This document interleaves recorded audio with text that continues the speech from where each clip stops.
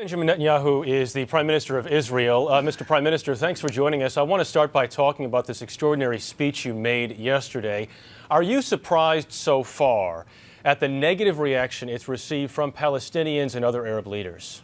Well, I'm disappointed because I took a step, not an easy step, and I said, here's what we are prepared to do for peace. We're prepared to have a Palestinian state next to a Jewish state, and there are 2 points here. One, that the Palestinian state recognize the Jewish state just as we're asked to recognize the Palestinians. And second, that the Palestinian state would be demilitarized so that we don't experience once again the hurling of thousands of rockets on our cities. So yes, I suppose I'd like a better response, and maybe it'll sink in over time. But I think I've opened the door for peace, and I hope that the Palestinians and the Arab world responds to it. Don't you think an established and regulated military in Palestine, if there was one, would be different than terrorists lobbing rockets at random opportunities from Gaza? There are 2 questions about this. One is, what is the military force that we face? And obviously we don't want to see an army with rockets, tanks, mortars, artillery, because the Palestinians don't really need that to govern themselves. To govern themselves, or even to deal with terrorists internally, you don't really need anything beyond small arms and relatively simple security measures. But we have to make sure that those weapons are not used against us. That's happened before. And we also want to ensure in demilitarization that the Palestinian areas do not become infiltrated with rockets. I wonder if we can talk for a moment now about the issue of settlements. Is this no new settlements, no expansion on existing settlements? Can you clear that up for us? Yes.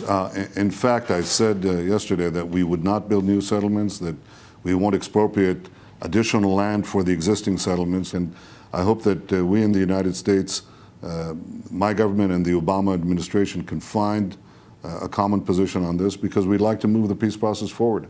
Would you be willing to freeze settlements? I think the question of not expanding the territory is different from freezing life. You know, you have children there. You have babies that are born. What do you do with them? You have to give them kindergartens. You have to give them schools. What we talked about is just continuing normal life without prejudging the territorial outcome, without grabbing new land. I don't want to grab new land. I don't want to prejudge the final outcome, which will be determined in negotiations, which will determine the future of the territories, the future of these communities. But we really want to have people live normal lives until that final peace agreement is reached. Then we'll decide on the rest. Turning to Iran, Mahmoud Ahmadinejad has been reelected by a wide majority.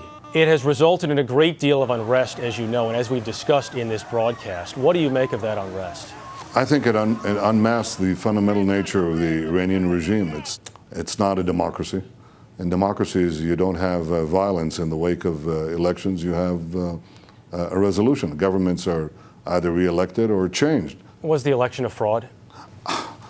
You know, was the election a true election in Iran? How can you say it's a totalitarian state that perhaps has elections on occasion, but we know the true nature of the Iranian regime.